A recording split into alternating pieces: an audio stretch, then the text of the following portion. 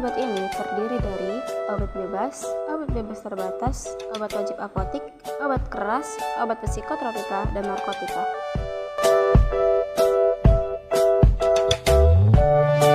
Obat bebas adalah obat yang dapat dijual bebas kepada umum tanpa resep dokter.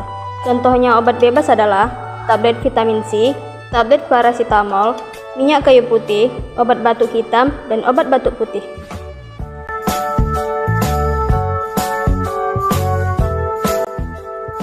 Obat bebas terbatas adalah bagian dari obat keras yang masih dapat diserahkan kepada pemakainya tanpa resep dokter, dan obat ini masuk ke dalam daftar warning peringatan, contohnya Decolgen.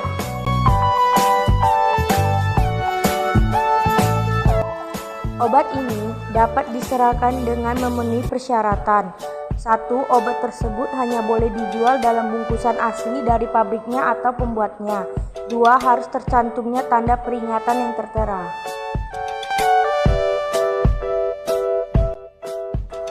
Tanda peringatan pada obat bebas terbatas adalah peringatan nomor 1.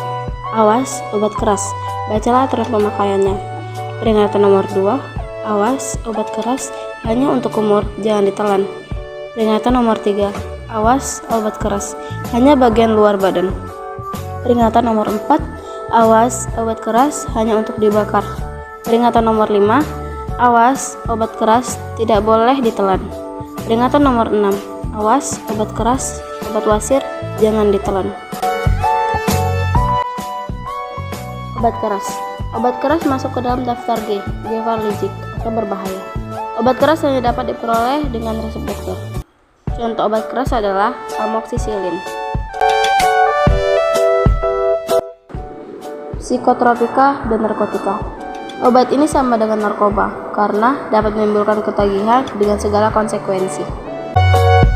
Psikotropika adalah zat atau obat, baik alamiah maupun sintesis, bukan narkotika yang bersifat psikoaktif melalui pengaruh selektif pada susunan saraf pusat yang dapat menyebabkan perubahan khas pada aktivitas mental dan perilaku.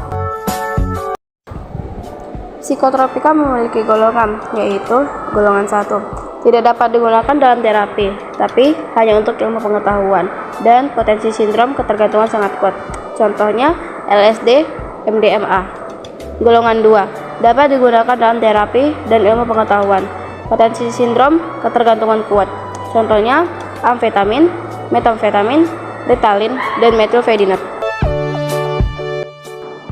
Golongan 3. Banyak digunakan dalam terapi dan ilmu pengetahuan. Potensi sindrom ketergantungan sedang.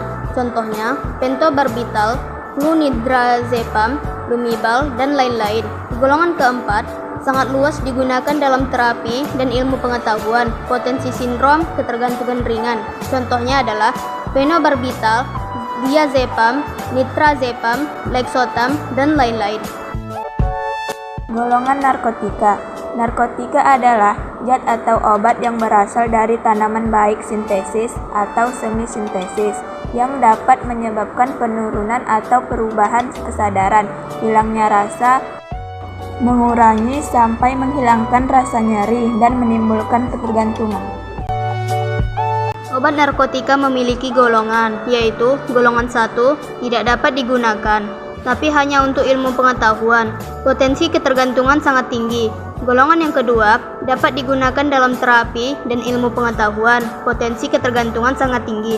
Golongan yang ketiga, banyak digunakan dalam terapi dan ilmu pengetahuan. Memiliki potensi ketergantungan ringan, contohnya kodein.